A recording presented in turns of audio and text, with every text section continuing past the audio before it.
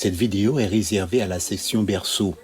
Son caractère répétitif a une visée pédagogique pour leur éveil spirituel. Merci de les accompagner. Bonjour amis de la Bible, c'est Tonton Jim et aujourd'hui j'ai une histoire très spéciale pour vous. Elle s'intitule « Un petit garçon est né ». Et notre verset à mémoriser est tiré d'Éphésiens chapitre 4, le verset 32. « Soyez bons les uns envers les autres ». Vois-tu qui s'amène au loin? C'est Élisée, son serviteur. Élisée est l'homme de Dieu. Il doit faire une longue marche. Il doit marcher pendant longtemps jusqu'à Sunem. Regarde cette femme. C'est une gentille femme. Elle voit venir Élisée. Tout étonnée, elle dit « Venez chez nous, venez manger avec nous ». Et Élisée accepta l'invitation.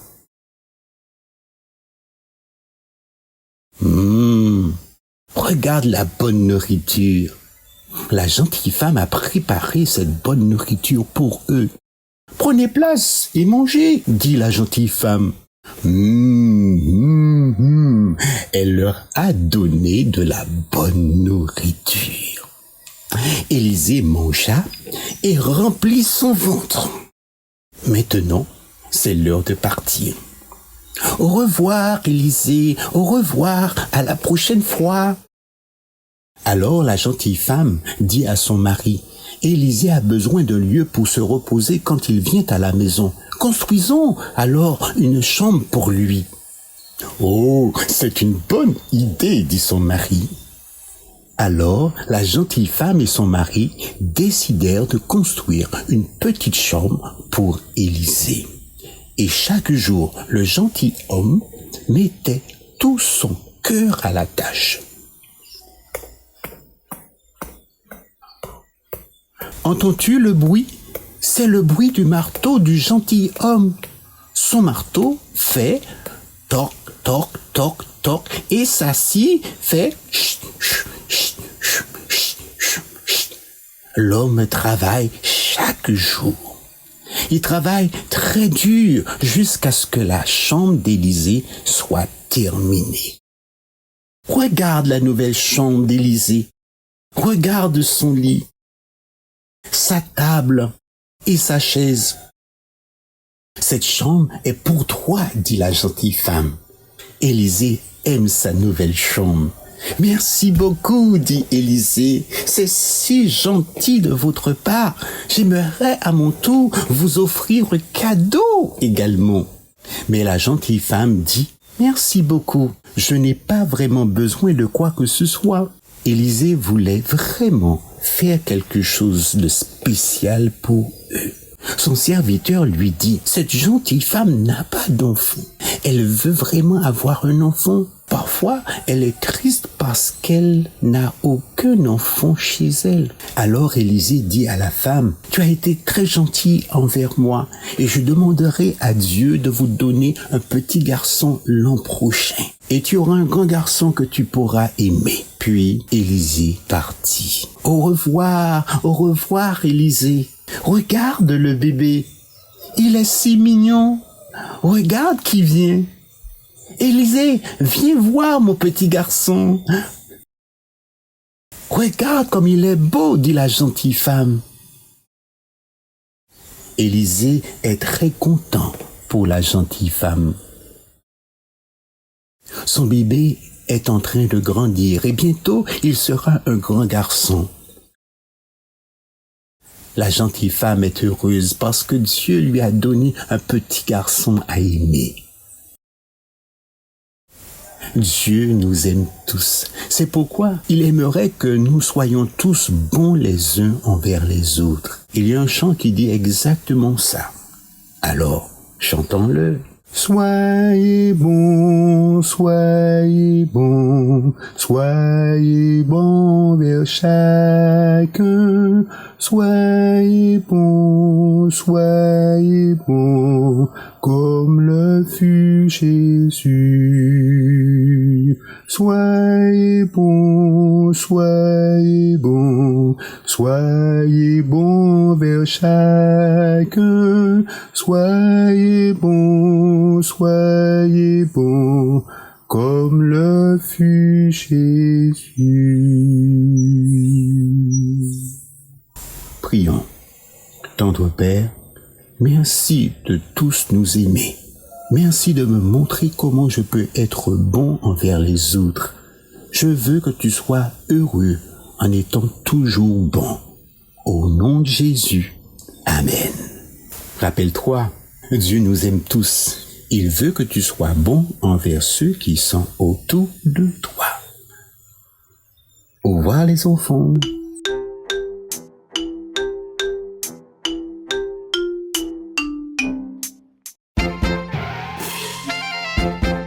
Bonjour les enfants, c'est Lorena qui vous parle et cette histoire que je vous raconte aujourd'hui s'appelle « Le fer flotte ».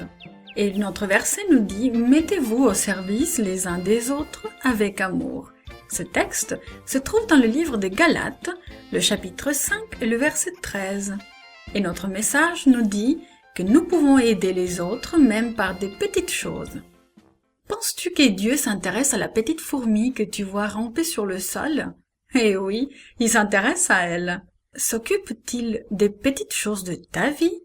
Tu sais, il y a longtemps de cela, Dieu démontra à quelqu'un comment il s'intéresse à tout, même aux petites choses.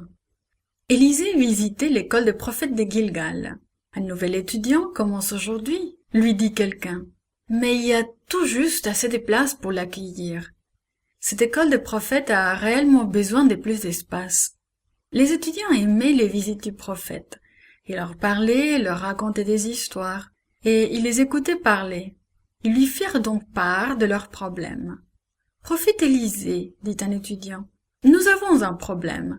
Il nous faut plus de place. Pourrions-nous aller au Jourdain pour couper des arbres qui serviront à bâtir une école plus grande ? » « Oui, bien sûr, c'est une très bonne idée. Je viendrai avec vous. » Ils se rencontrèrent donc tout près du fleuve et commencèrent à travailler. Beaucoup d'arbres devaient être abattus pour construire une plus grande école. Tout le monde travaillait dur, coupant les arbres à l'aide des haches. Soudain, l'un des étudiants s'exclama « Oh non! Oh, mon fer, il était emprunté !» Tout le monde entendit un gros plouf et se retourna pour regarder. « Ah, sa hache !» Le fer n'y était plus.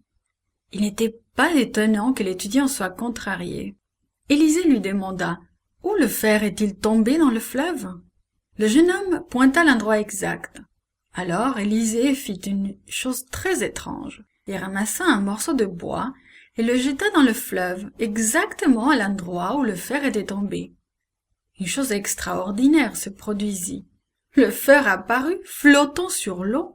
L'étudiant le saisit rapidement. Tout le monde sait que le fer d'une hache est un métal. Il ne peut pas flotter. Comment cela a-t-il donc pu se produire ? Un miracle. Dieu avait utilisé Élisée pour accomplir un miracle. Oui, Dieu voit les grandes et les petites choses qui nous arrivent.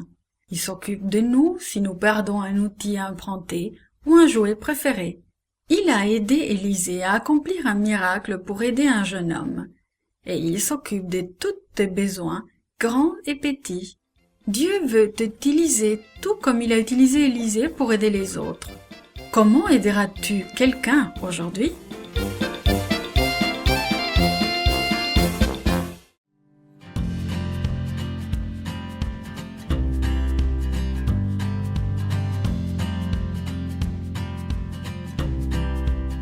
Bonjour les enfants, c'est Virginie. La leçon d'aujourd'hui a pour titre « Enfin pardonner ».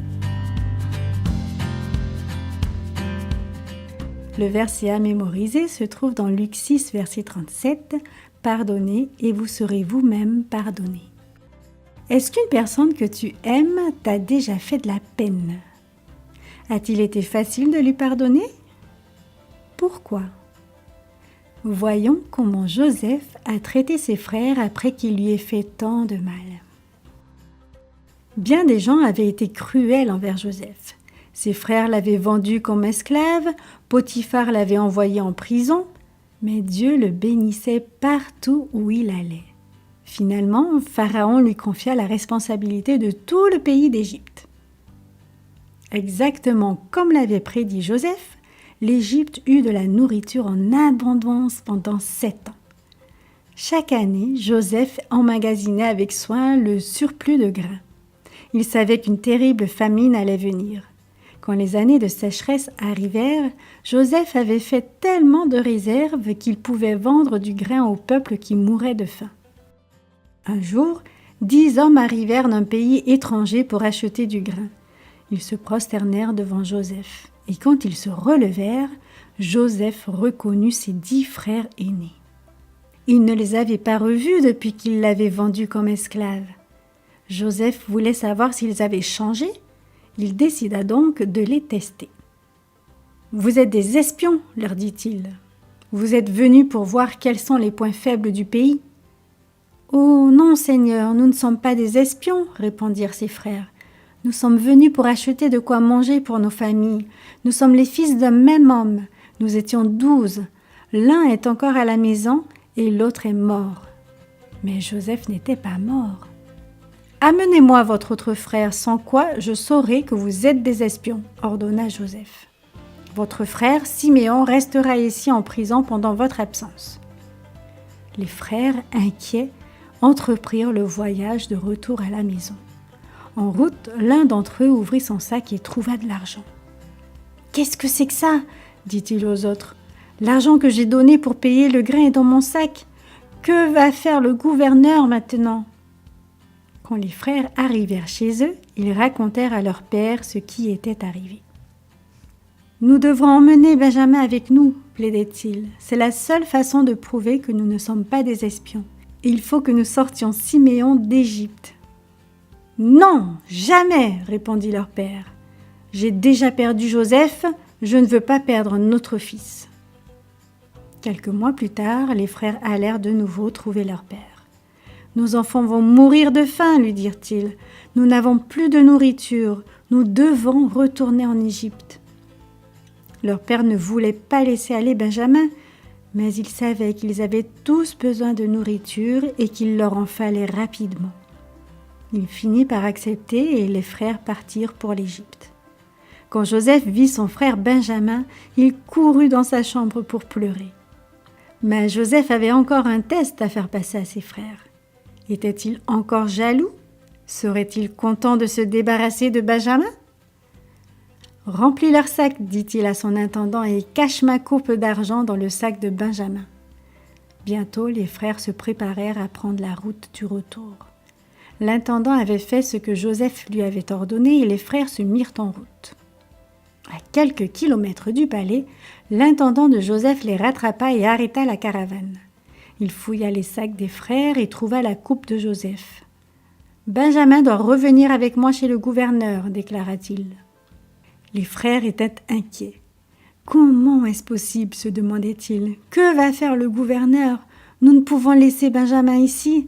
Qu'allons-nous dire à notre père ?»« Votre frère doit rester ici, déclara Joseph. Il deviendra mon esclave. » Judas supplia Joseph de relâcher Benjamin. « Je ne puis retourner chez mon père si Benjamin n'est pas avec moi, dit-il. S'il vous plaît, laissez-moi être esclave à sa place. » Joseph ne pouvait pas en supporter davantage. Il éclata en sanglots et il dit à ses frères qui il était vraiment. Il leur parla de la maison de Potiphar et de ses années en prison. Il décrivit les songes de Pharaon. Il leur expliqua qu'il était devenu le second homme le plus puissant en Égypte. « Ce n'est pas vous qui m'avez envoyé ici, dit-il, c'est Dieu. Dieu était avec Joseph. Dieu veut aussi être avec toi. Il suffit de le lui demander. »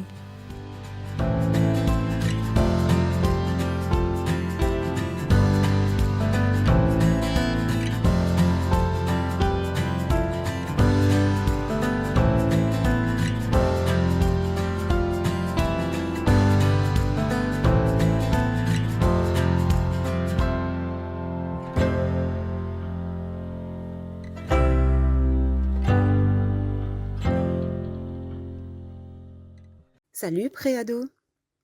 Prêt pour une nouvelle mise au point avec la parole de Dieu? Aujourd'hui, il est question de victoire. As-tu déjà été victime d'une mauvaise habitude dont tu aurais voulu te débarrasser? As-tu remarqué que plus tu y pensais, plus elle semblait avoir le dessus sur toi? Tu as peut-être déjà découvert que si tu admets devant Dieu que tu ne peux t'en sortir par toi-même, il prendra lui-même en charge ton problème. Un homme bien bâti, mais à l'expression triste, s'écroula contre l'un des murs du temple de Dagon. C'était dans la ville de Gaza, à l'occasion d'une des nombreuses fêtes et célébrations qui remplissaient la vie des Philistins. Le prisonnier, aveugle, était penché en arrière, le regard vide, les pensées tournées vers d'autres jours. Une fois dans sa jeunesse, il avait sorti de leurs gonds les lourdes portes massives de la ville et les avait portées jusqu'au sommet des collines des kilomètres plus loin. En ce temps-là, il était invincible. En ce temps-là, la puissance de Dieu était avec lui. Mais depuis que les Philistins avaient découvert le secret du vœu qu'il avait fait à l'Éternel, ils lui avaient rasé la tête et l'avaient jeté en prison où il devait tourner une meule. Sa capture avait été un triomphe énorme pour les Philistins. La célébration d'aujourd'hui était en l'honneur du dieu Dagon. Il sentit que, comme d'habitude, le peuple affluait vers le temple pour les festivités. Samson se remémora le temps où Dieu l'avait béni en lui donnant une force physique exceptionnelle. Il se souvint de ses principales victoires, des fois où il n'avait utilisé que ses mains nues ou une mâchoire d'âne. En ces jours-là, il n'y avait pas d'obstacle insurmontable pour lui. Samson savait qu'il avait pris le mauvais chemin. Dans le choix de ses amis, comme dans celui de ses divertissements, il était allé contre l'avis de ses parents malgré leurs supplications. Ses choix étaient devenus pour lui plus importants que l'œuvre que Dieu voulait faire à travers lui. Avant même de s'en rendre compte, il s'était retrouvé ici, aveugle et sans recours, esclave de ses ennemis. Et de plus, depuis qu'ils avaient réussi à le capturer, les Philistins étaient convaincus que leur Dieu était plus puissant que le sien. Samson ramena ses pensées vers la scène qui se déroulait autour de lui. Le peuple était en train de chanter et de louer Dagon de leur avoir livré Samson, le chef du peuple du Dieu Très-Haut. Le soir, de nombreux visiteurs se rendirent à la fête donnée dans la capitale, Gaza. Samson pouvait les entendre sur le toit. Les jeunes gens aimaient y monter pour observer les réjouissances qui se déroulaient dans la cour. Cette nuit, au moins 3000 personnes s'entassaient sur le toit. La ville entière semblait s'être retrouvée là, sur ou entre ces 4 murs. Soudain, au milieu des réjouissances, Samson sentit que Dieu avait entendu la prière silencieuse qu'il exprimait dans son impuissance. « Éternel Dieu, pria-t-il, du temps de ma force, je pensais pouvoir faire tout ce que je voulais. Je pensais que c'était ma force. Mais je n'ai pas pu vaincre les Philistins parce que j'employais mal la force que tu m'avais donnée. Ô Dieu, utilise encore mon corps faible et brisé une fois encore. Gagne une dernière victoire pour montrer que tu es Dieu. Je mourrai volontiers avec l'ennemi. » Samson pouvait sentir la présence de Dieu près de lui. Il sut que Dieu l'aimait toujours, qu'il lui avait pardonné. À présent, c'est par la faiblesse de Samson que Dieu allait prouver sa force. « Aide-moi, s'il te plaît, » demanda Samson à un garçon. « Je suis fatigué, je voudrais me reposer contre les piliers. » Le jeune homme guida Samson jusqu'à un endroit où il pourrait s'appuyer entre les 2 piliers principaux. Samson ferma les yeux et fit une ultime prière, puis il poussa de toutes ses forces. Tu vois, préado, à travers ce témoignage que nous laisse l'expérience de Samson, nous comprenons que la victoire est un don de Dieu et non le résultat de notre force. Demande à Dieu de te faire comprendre comment tu peux appliquer cette histoire dans ta vie. Demande-lui comment il voudrait que tu partages sa grâce avec les autres. Je t'invite à prier avec moi. Père éternel, nous sommes reconnaissants de savoir que la victoire t'appartient. Je te prie d'accorder à tes enfants, à tous les jeunes qui t'écoutent et qui prient avec moi en ce moment, de leur accorder la victoire sur le problème qu'ils rencontrent dans leur vie aujourd'hui. Merci Seigneur de répondre au nom de Jésus. Amen. Je te laisse avec ce verset qui exprime toute notre reconnaissance. Dis avec moi, « Grâce soit rendue à Dieu qui nous donne la victoire par notre Seigneur Jésus-Christ. » Passe une excellente semaine, préado. À bientôt.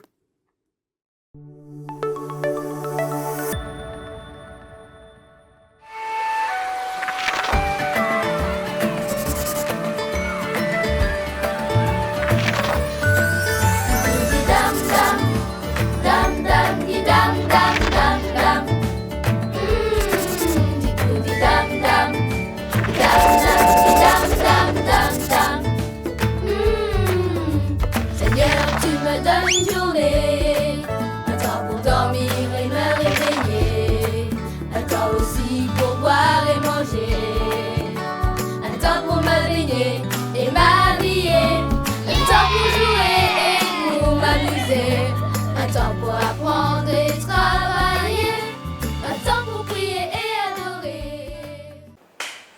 Hola, hola, hola.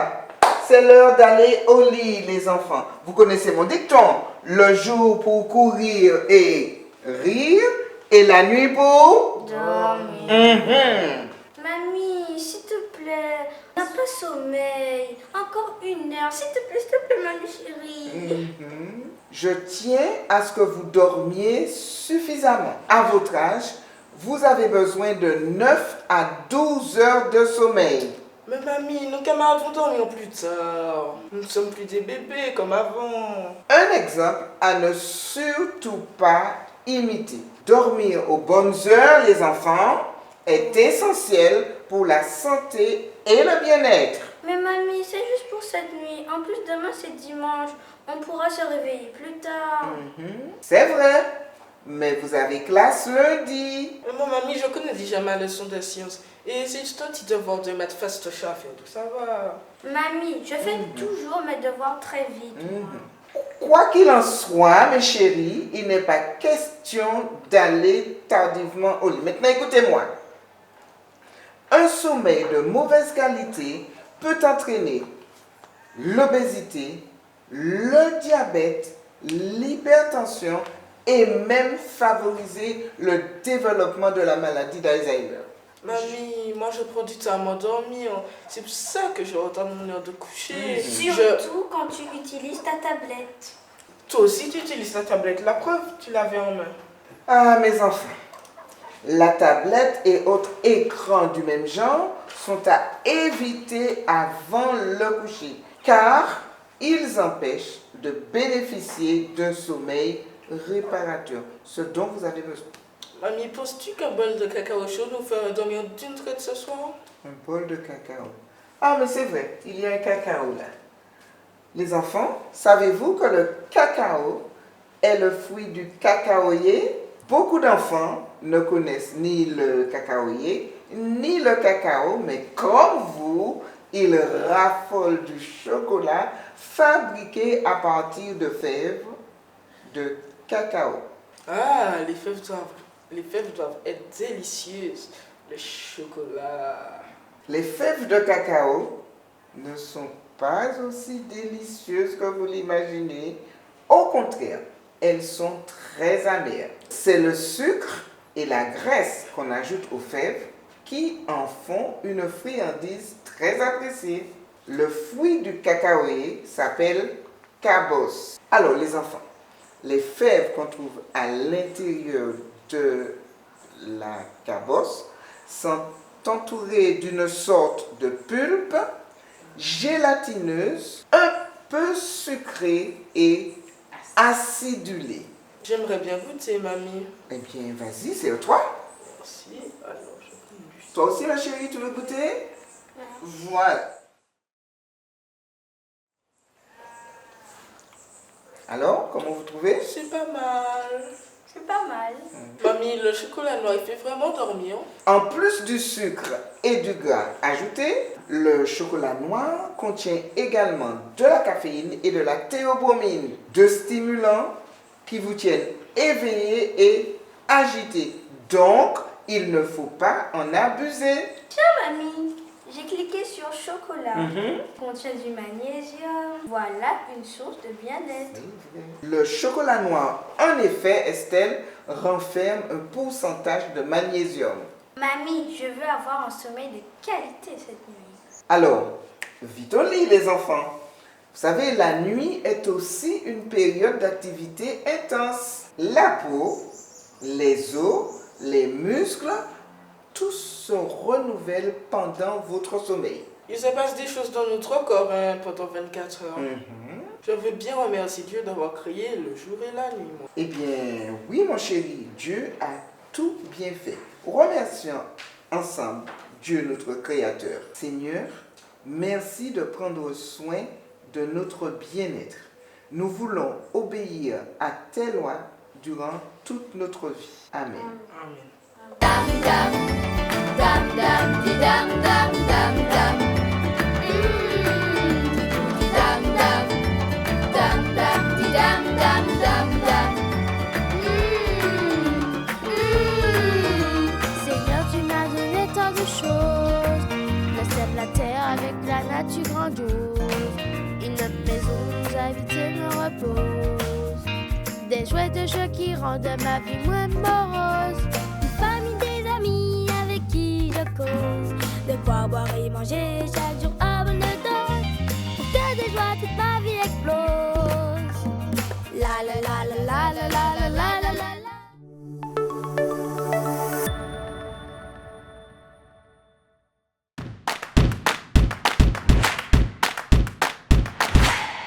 Salut les amis, si vous aimez nos vidéos, abonnez-vous et n'oubliez pas le petit pouce bleu.